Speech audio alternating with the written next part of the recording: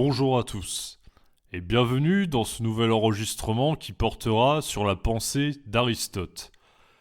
Cette fois-ci, j'ai décidé de m'attaquer à la physique d'Aristote, mais pas à l'ouvrage dans sa totalité, qui est abominablement compliqué et assez peu digeste comme chacun le sait, mais à un point précis que je trouve très intéressant et qui ouvre la réflexion à des idées fécondes portant sur la nature en tant que notion. Je vais m'appuyer sur un extrait du livre 2 de la physique consacré au mouvement naturel présent dans la nature, ainsi qu'à ses modalités, et commenter au fur et à mesure l'extrait avec autant de clarté que possible. Ce qui m'intéresse en particulier dans cet extrait, et ce sur quoi je vais orienter ma réflexion, c'est la notion de monstre, ou de monstruosité, que Aristote a pris la peine d'analyser dans ce passage, réellement intéressant. En effet, Aristote est le penseur auquel on attribue une conception finaliste de la nature. La nature ne fait rien en vain. Telle est la citation clé qui résume ce fameux finalisme. Il faut cependant se garder par avance de tout contresens. Aristote ne fait pas ce que l'on pourrait appeler une personnification de la nature. Il ne part pas du principe que la nature est une force rationnelle et consciente qui donne des propriétés aux êtres vivants qui vont leur permettre la survie et de tendre vers leur propre bien. Aristote est dans une perspective de biologiste, il observe la nature et établit des classifications. C'est ainsi qu'il en déduit que les animaux peuvent être rangés selon la classification de genre et d'espèce. Il en va de même concernant les fameuses 4 causes que Aristote identifie dans sa physique et dont j'ai déjà parlé dans un autre enregistrement, causes matérielles, formelles, efficientes et finales. Je vais pas redévelopper ça ici, mais pour résumer, chaque être est le résultat d'une production naturelle et celle-ci a lieu à partir d'une matière mise en forme et se développant en vue d'un but qui est sa cause finale. Ce en vue de quoi un être vivant a été créé. Il y a un lien direct entre la forme du corps d'un être vivant qui lui confère certaines caractéristiques en lien avec ce qu'il va faire au cours de son existence. Par exemple, l'oiseau a des ailes qui lui permettent de voler. Si le petit oiseau n'avait pas d'ailes, il pourrait pas voler. Or, puisqu'il a des ailes, Aristote en déduit qu'il ne les a pas pour rien. Elles ne servent pas à faire d'écho parce que c'est trop stylé, tu vois. L'oiseau utilise ses ailes pour échapper aux prédateurs, se déplacer plus vite et faire son nid dans les arbres. Peut-on croire qu'il n'y ait pas de lien entre ses ailes et le but qui lui est permis par sa constitution ? Évidemment que non, dirait Aristote. Il faut bien comprendre ça parce que l'on pense parfois à tort que Aristote dote la nature d'une intention ou d'un projet, mais en réalité il part simplement de ce qui est, il observe et par inférence, à la suite d'une observation d'un grand nombre de cas, il s'élève à une généralité. Il serait absurde de ne pas déduire que les ailes de l'oiseau n'ont aucun rapport avec le but vers lequel il tend, à savoir la survie et la génération suivante qui permet la survie de l'espèce. Puisque, en observant les animaux, Aristote en déduit que les animaux vivent afin de survivre et se reproduire. Ainsi, leur mouvement est en rapport avec leur nutrition et leur reproduction. J'ai abordé ces considérations de façon plus technique à partir du De Anima d'Aristote. La vidéo est dans ma playlist sur le vivant si ça vous intéresse. Ce qu'il faut retenir, c'est que dans l'extrait qui va suivre, quand Aristote dit « par nature », à propos de tout être naturel, il n'est pas dans la simple spéculation. Par nature est un principe à part entière qui est déduit d'une tendance à l'œuvre dans la nature en vue d'un but et qui résulte d'une observation continue d'un très grand nombre de cas. Le principe par nature est donc dans la pensée aristotélicienne le principe au nom duquel tout dans la nature poursuit un but qui lui est propre et que l'on peut qualifier de finalité naturelle ou de cause finale, ce en vue de quoi tout être est mu. Si on synthétise, pour Aristote, les êtres naturels possèdent une forme qui leur est propre, et cette forme permet de mieux comprendre ce en vue de quoi la nature les a dotés. Cela signifie que la nature ne semble pas avoir d'imperfection quand on l'observe, et qu'il serait même absurde de le penser, puisque les organes des animaux leur permettent d'actualiser leur but. Le fait de croître et de disséminer de nouvelles graines pour les végétaux, ou de chercher de quoi se nourrir et se reproduire pour les animaux sans intellect, par exemple. Oui, mais il y a un mais. Comment expliquer la présence d'êtres particulièrement difformes, dont la difformité est telle qu'elle n'épouse pas la forme habituellement connue relative à leur espèce? Pour le dire simplement, comment expliquer qu'il y ait certains bugs, certaines anomalies dans la nature, et que des êtres viennent au monde sans posséder un organisme viable? Faut-il en déduire que la nature ne possède pas de finalité naturelle finalement, et qu'une partie des êtres naturels sont, à l'arrivée, lésés comparés aux autres ou simplement plus originaux dans leur constitution? Bref, comment expliquer la monstruosité dans une nature qui semble parfaitement ordonnée? On touche là à un point pas nécessairement connu mais pourtant essentiel de la physique d'Aristote, car il met en tension son finalisme tel que nous pensons le connaître d'habitude, avec l'idée même de hasard engendrant ce que l'on qualifie généralement des erreurs de la nature. Avant d'aller plus loin, je tiens à préciser que je ne parlerai pas ici de la monstruosité en un sens moral, bien que des analogies soient envisageables dans le domaine de la morale, mais j'ai déjà traité cet aspect-là ailleurs. On s'en tiendra ici à la difformité permise par la nature. Il ne s'agit bien évidemment pas de parler de monstre en un sens dénigrant, mais plus fondamentalement au sens étymologique de monstrare, qui en latin signifie montrer. Le monstre renvoie donc initialement à celui que l'on montre. Il est immédiatement remarquable et on le montre donc du doigt du fait de sa monstruosité. Il sort du lot le monstre. Mais bon, c'est pas forcément un avantage pour lui, évidemment. Je vais donc m'appuyer sur le chapitre 8 du livre 2, où Aristote parle du fameux rapport entre art, que l'on peut comprendre aussi comme technique, et nature, pour aborder ce point. Ce qui est intéressant ici, c'est que le rapport entre art et nature, suggérant que l'art imite la nature, est repris dans le sens inverse ensuite. Pour Aristote, certes, l'artisan s'inspire de la nature pour produire quelque chose, mais la nature, elle aussi, puisqu'elle est basée sur un processus de production analogue à celui que l'on retrouve dans l'art, peut comporter quelques ratés.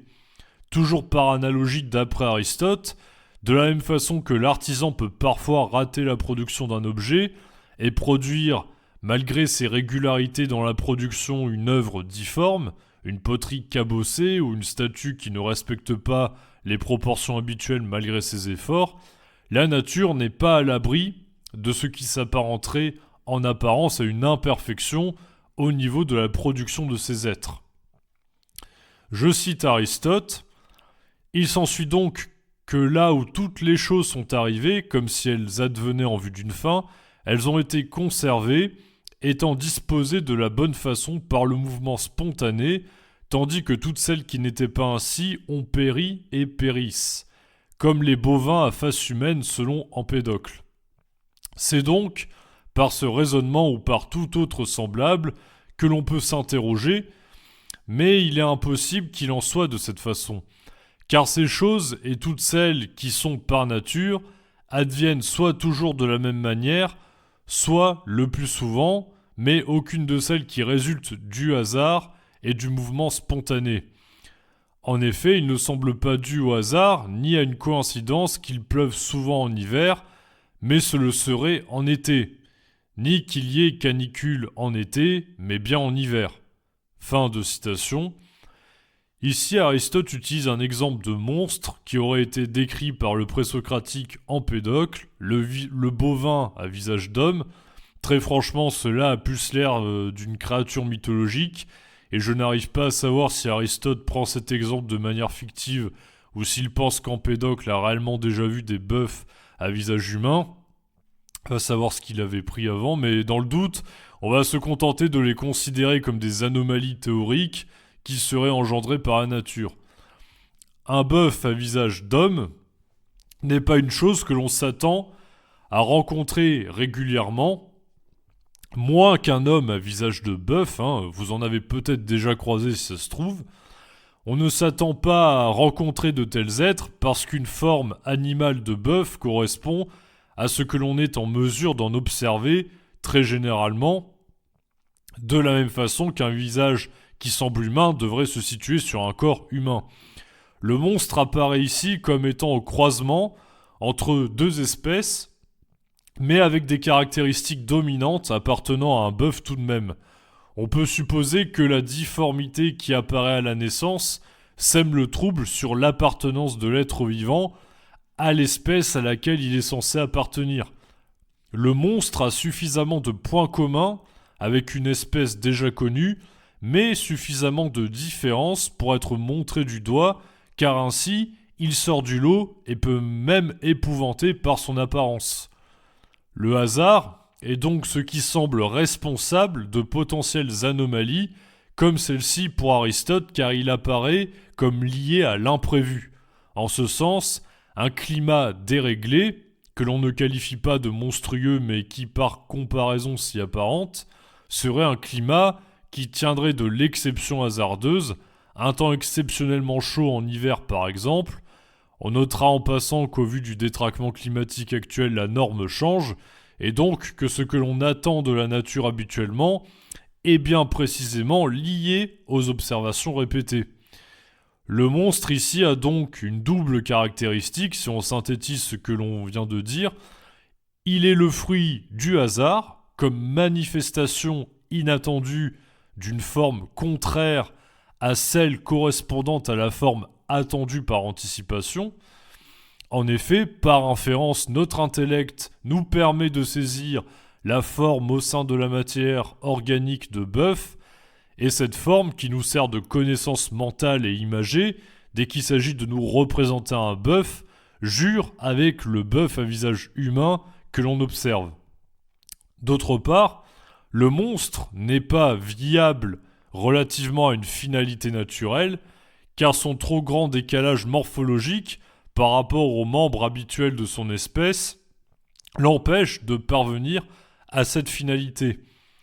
C'est en partie pour ça d'ailleurs qu'Aristote ne disqualifie pas l'idée de finalité naturelle, car le monstre est précaire justement, il ne peut perdurer, et on suppose ici que les bœufs, qui n'ont pas le visage correspondant à leur espèce, ne peuvent convenablement atteindre leur finalité naturelle. Plus loin, Aristote approfondira cette idée en prenant un exemple au niveau végétal. On retrouve précisément l'idée d'empêchement potentiel qui permettrait de parvenir à la conception parfaite d'un être lors du processus de production et le rapport entre art comme technique de production et nature dans l'extrait suivant. Je cite : « En outre, partout où il y a une fin, c'est en vue de cette fin que sont faites les étapes précédentes et suivantes. Donc, chaque chose est par nature comme elle est faite, et est faite comme elle est par nature, si rien ne l'en empêche. Or, elle est faite en vue d'une fin, donc elle est par nature en vue de cette fin. Par exemple, si une maison faisait partie des choses qui adviennent par nature, elle adviendrait de la même façon que maintenant sous l'action de l'art. Et d'autre part, si les choses naturelles advenaient non seulement par nature, mais aussi par l'art, elles adviendraient de la même façon qu'elles le font par nature. L'une est donc en vue de l'autre. En outre, d'une manière générale, l'art achève pour une part ce que la nature est incapable d'effectuer, et pour une part, limite. Si donc les productions de l'art sont en vue d'une fin, il est clair que les productions de la nature le sont aussi, car les étapes suivantes et précédentes sont dans un rapport semblable dans les productions de l'art et dans les productions de la nature. Fin de citation. Pour comprendre où va en venir Aristote, il faut comprendre que par nature est le principe qui détermine le mouvement des êtres présents dans la nature, et on peut le déduire du fait que les êtres soient mus par un but en rapport avec leur constitution. Par conséquent, il s'ensuit que le décalage entre le but, le ce en vue de quoi, et le résultat final est présent chez l'artisan qui ne parviendrait pas à conférer la forme adéquate ou qui n'aurait pas pourvu sa création de la bonne proportion de matière, par exemple. La maison n'est pas une production naturelle, mais si elle l'était, elle serait dotée d'une forme et construite en vue de la même fin qu'au sein même de l'artisanat en architecture. L'art sert à créer ce que la nature ne donne pas naturellement, une maison pour s'abriter ici. Mais l'homme ne fait rien d'autre que s'appuyer sur les principes naturels qui ont lieu dans la nature, mais à son échelle en s'emparant d'une matière qu'il met en forme en vue d'un but. Ainsi, Aristote s'oppose à l'idée selon laquelle la nature ferait les choses par hasard, si par hasard on entend sans la moindre cause. Une nature hasardeuse serait une nature sans principe qui distribuerait au petit bonheur la chance, les formes et les qualités aux êtres qu'elle engendre. Donc là, on va vraiment devoir s'attarder sur le hasard chez Aristote, puisque précisément, le hasard aristotélicien n'est pas l'indétermination. L'indétermination ne donnerait pas lieu à de la régularité d'un point de vue logique. Or, de la même façon que la production artisanale peut parfois comprendre des imperfections, la nature, elle aussi, peut en comprendre. Celle-ci se jouant, comme je l'ai déjà énoncé, au niveau de la forme liée à une matière. Le but, la fin liée à la production, qui est l'idée de l'artisan en art, n'a rien d'intellectuel au niveau de la nature, puisque les animaux aussi tendent vers un but sans que cela n'ait à voir avec la présence d'un intellect. Donc vous voyez, l'idée de finalité, de cause finale, c'est pas quelque chose qui, dans la nature, procède d'un intellect. On constate que ça a lieu, simplement en l'observant.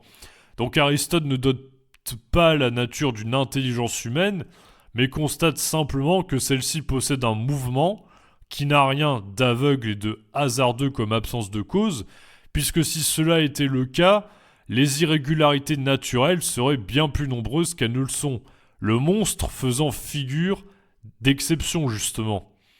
C'est ce que dit Aristote lorsqu'il dit par la suite, je cite, « Cela se manifeste principalement chez les autres animaux qui n'agissent ni par art, ni par recherche, ni par délibération, d'où certains en arrivent à se demander si les araignées, les fourmis et les animaux de cette sorte travaillent avec l'intelligence ou avec autre chose.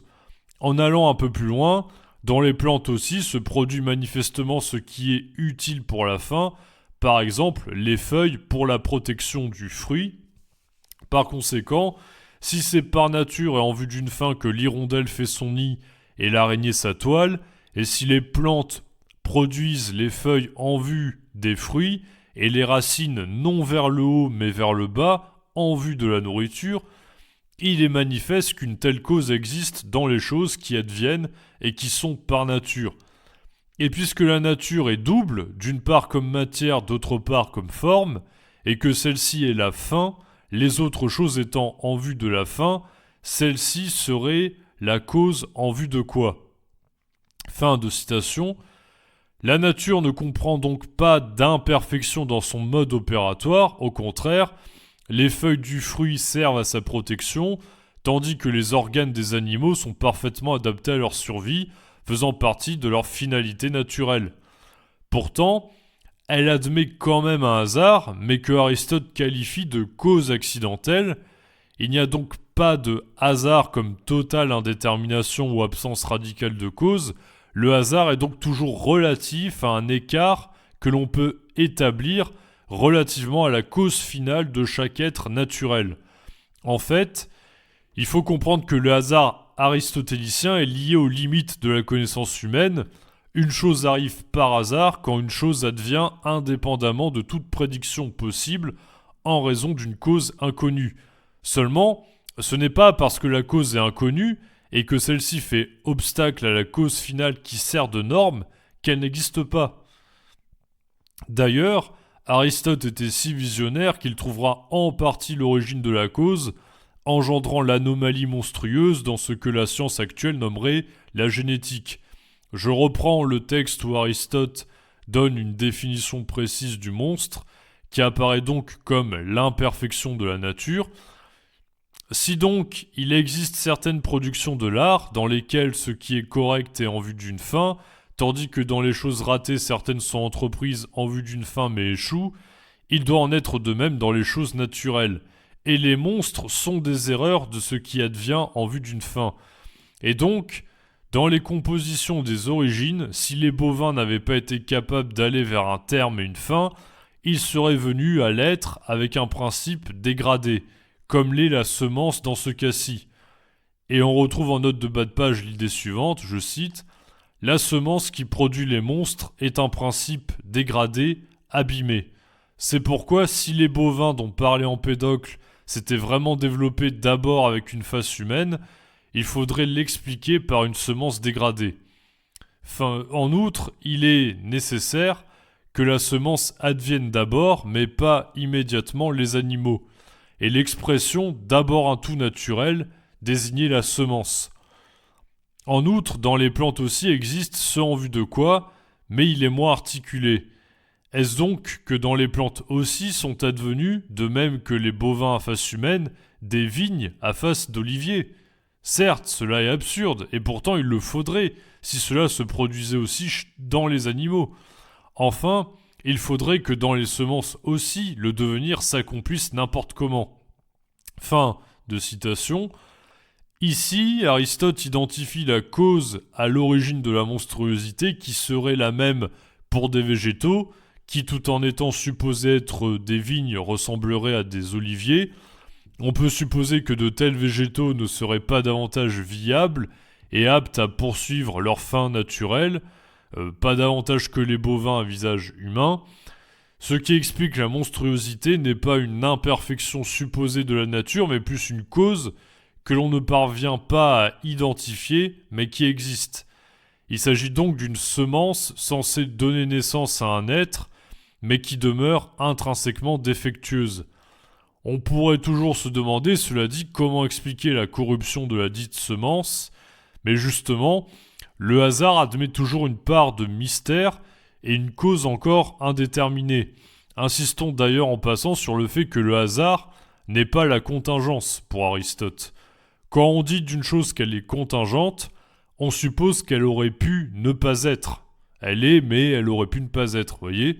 Tandis que dans le cas du hasard, la cause est déterminée, même si cela n'a rien d'intentionnel et que cela déjoue nos prévisions. Cela ne pouvait qu'être, puisqu'il y a bien une cause qui est déterminée, donc c'est pas contingent, mais justement, même dans ce cas, nous ne pouvions la prévoir. C'est justement pour ça qu'on ne pouvait pas la prévoir. C'est le caractère imprévisible qui a lieu dans le hasard. Il y a une cause qui est déterminée, simplement, on ne sait pas quelle est celle-ci. Donc la rareté et le caractère non intentionnel de la nature qui engendre des monstres, malgré elle, en dépit de sa régularité, fait du monstre une créature qui n'est pas hors norme, dans la mesure où c'est à son contact que l'on prend d'autant plus conscience de la norme naturelle que constituent ces répétitions fréquentes en vue d'un but, faisant du monstre une exception.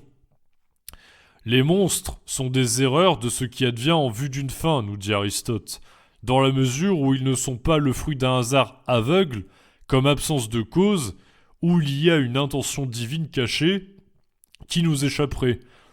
Ils sont le résultat du processus de production naturelle présent dans la nature en vue d'une fin. Simplement, ce processus n'a pu aboutir à son terme habituel, qui est pourtant son objectif. Créer un être à la forme qui est conforme à ce que l'on peut observer habituellement et lui permettant d'accomplir la tendance qui aurait dû l'animer par nature. Le devenir lié à la semence ne s'accomplit pas n'importe comment, et ce n'est pas un hasard comme indétermination totale qui régit la nature car sa régularité habituelle ne peut pas être le fruit d'une absence de principe stable. La nature n'est pas sans principe, pour le dire simplement.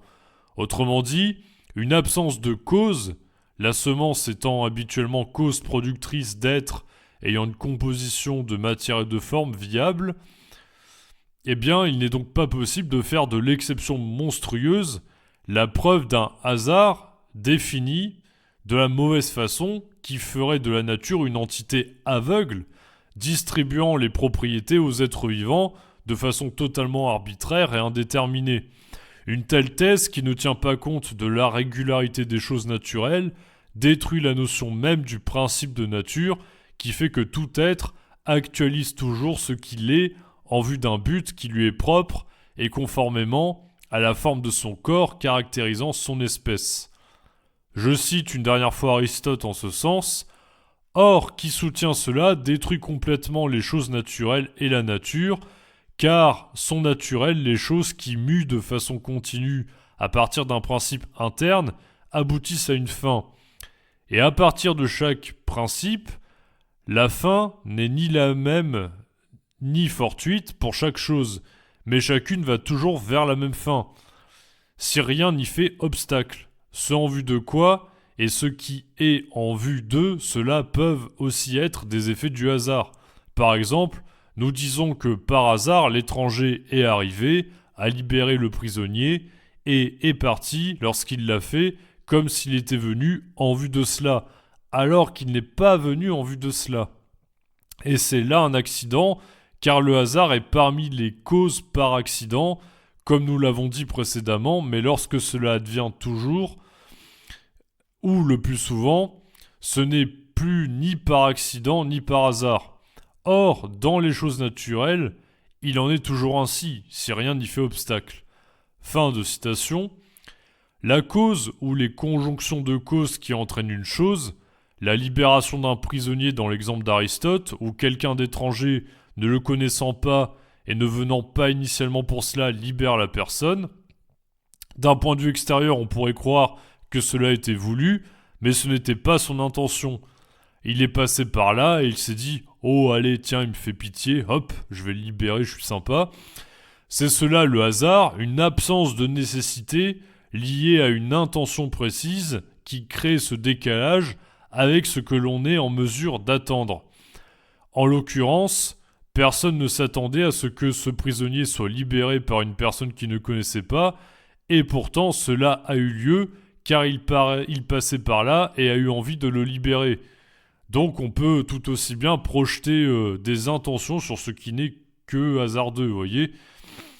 Toutefois, le hasard naturel n'est pas le hasard lié aux affaires humaines, car il n'y a pas de raison ou d'intention au dernier moment qui conduit à cela. Il est une exception naturelle relative à un but que l'on peut inférer de l'ordre harmonieux présent dans la nature, qui ne comprend pas d'imperfection dans les principes qui lui assurent la production des êtres vivants, mais qui admet parfois quelques imprévus lors du processus de production finalisé.